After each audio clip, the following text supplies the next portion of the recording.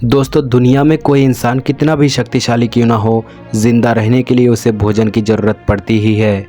कई बार इंसान को ज़िंदगी के लिए कड़े संघर्ष भी करने पड़ते हैं। 50 साल पहले एक विमान हादसे में बचे 16 लोगों ने खुद को ज़िंदा रखने के लिए जो जदोजहद की है, उसके बारे में जानकर आप सिहर उठेंगे।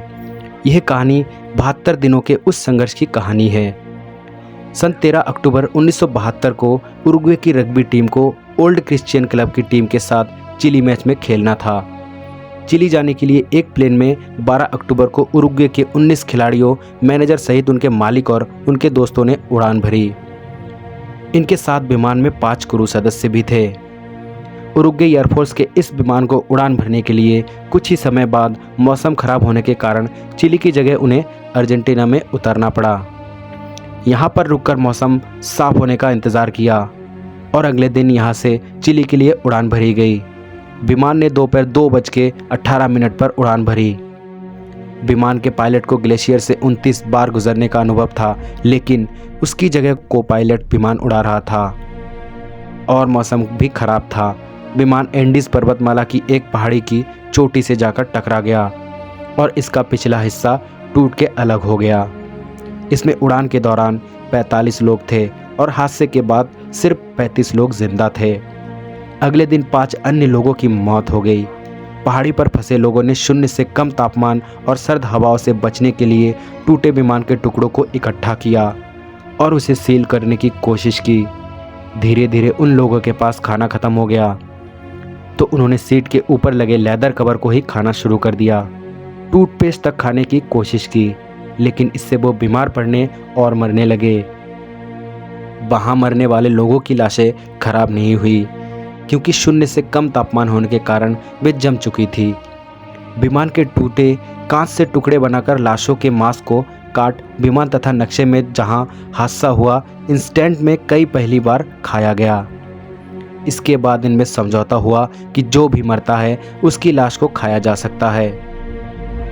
इस घटना में बचे इंजीनियर हार्ले बताते हैं, हम मर रहे थे और जब आपने सामने दी ही चीज़ें ही हो कि या तो आप मर जाओ या जीने के लिए ज़रूरी हो वो करो, तो आप जीवन को ही चुनते हैं। हादसे की जानकारी मिलते ही उरुग्वे सरकार ने सक्रियता दिखाई और बचाव अभियान शुरू किया, लेकिन विमान का रंग सफ़ेद होने के कारण बर्फ से ढके सफ़ेद एंडीज पर्वत पर उसे ढूंढना घास के ढेर में सुई ढूंढने के बराबर था।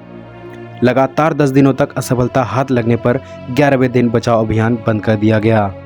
सबका मानना था कि एंडीज के विषम मौसम में बिना भोजन पाने के किसी का भी इतने दिनों तक जिंदा रहना नामुमकिन है। हादसे को 60 दिन बीत चुके थे। मदद की कोई उम्मीद नहीं दिखाई दे रही थी, तो 2 खिलाड़ियों ने, नैंडो पेरेंडो और रॉबर्ट कोनेसा, सोचा कि यहाँ पड़े पड़े मरने से अच्छा है कि मदद की तलाश में निकला जाए। 60 दिनों में दोनों कमज़ोर हो चुके थे। यही नहीं, बर्फ पर ट्रैकिंग करने के लिए उनके पास साधन तक नहीं थे, लेकिन दोनों खिलाड़ी थे और अंत तक हार नहीं मानने का जज्बा था।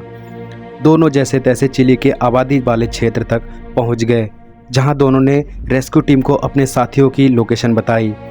जब विमान पर सवार हुए थे तब हाले 84 किलो के थे, लेकिन जब वह बचाए गए तो उनका वजन केवल 37 किलो ही रह गया था। रिकॉर्ड के अनुसार औसतन हर बचे हुए व्यक्ति का 29 किलो वजन कम हो चुका था।